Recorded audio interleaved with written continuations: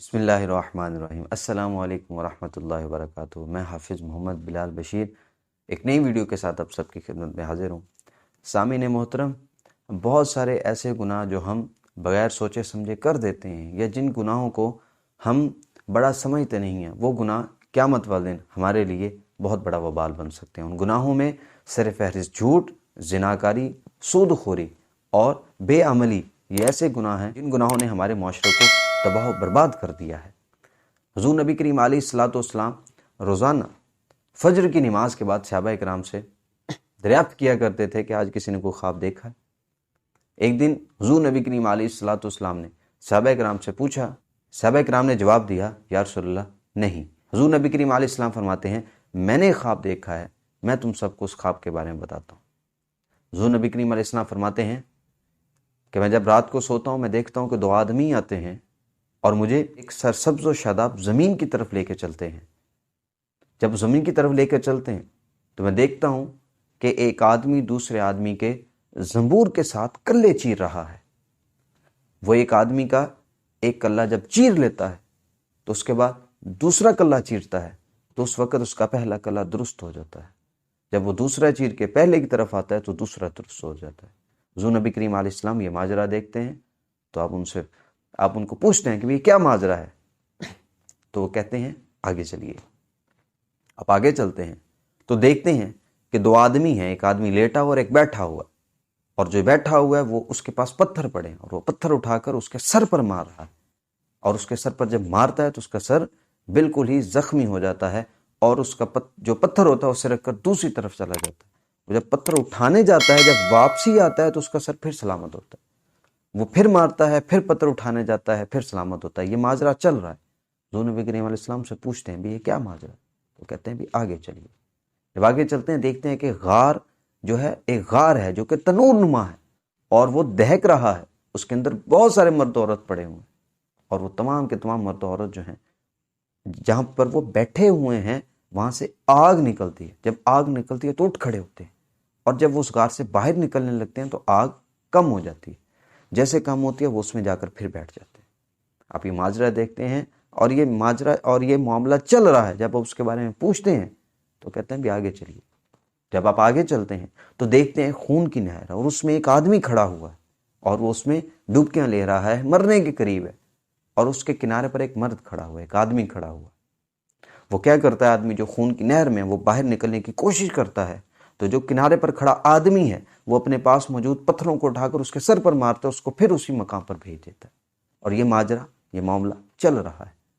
تو دریافت کرتے ہیں بھی یہ کیا معاملہ ہے؟ تو آپ کہتے ہیں بھی آگے چلیے۔ جب آپ آگے چلتے ہیں فرماتے ہیں کہ بڑی سرسبز و شاداب زمین آتی ہے، وہاں پر ایک درخت لگا، اور اس درخت کے نیچے ایک بزرگ بیٹھے ہیں، اور بزرگ کے پاس بہت سارے بچے ہیں، اور انہیں بزرگ کے پاس ایک آدمی ہے جو کہ آگ کو دھونک رہا ہے، آگ جلا کے بیٹھا ہو۔ وہ جو آدمی ہوتے ہیں وہ آپ کو حضور نبی کریم علیہ الصلوۃ والسلام کو اس درخت کے اوپر لے چلتے ہیں۔ جب اوپر لے چلتے ہیں دیکھتے ہیں کہ ایک مکان ہے، بڑا خوبصورت مکان ہے۔ حضور نبی کریم علیہ السلام فرماتے ہیں ویسا مکان میں نے کبھی نہیں دیکھا، بڑا خوبصورت مکان تھا، اور اس مکان میں بچے، بوڑھے، نوجوان، ہر قسم کے وہاں پر لوگ بیٹھے ہوئے ہیں، اور بڑے خوبصورت ہیں۔ انہوں نے بڑے خوبصورت لباس پہنے ہوئے۔ وہ دو آدمی آپ کو باہر لے کے آتے ہیں۔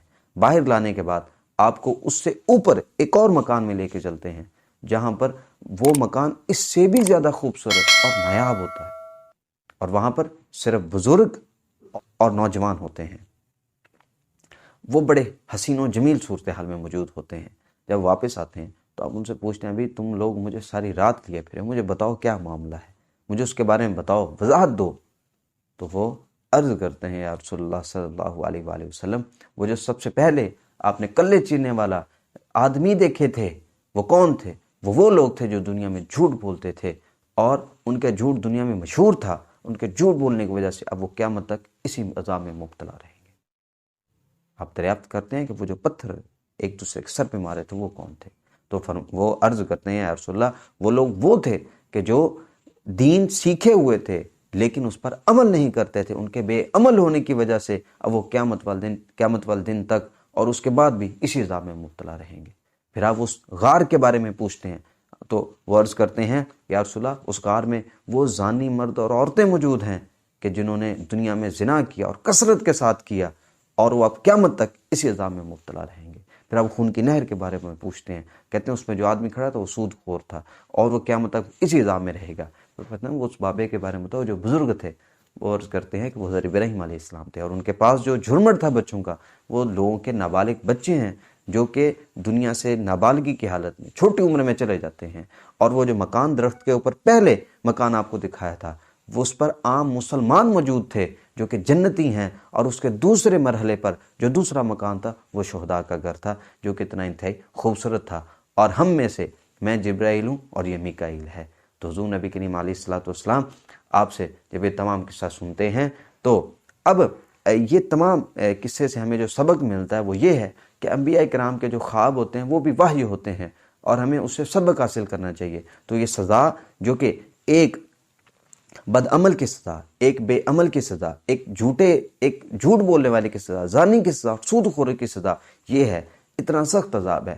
ہمیں چاہیے کہ اللہ تبارک و تعالی ہم تمام کو گناہوں سے محفوظ رکھے اور ہمیں عمل کی توفیق عطا فرمائے۔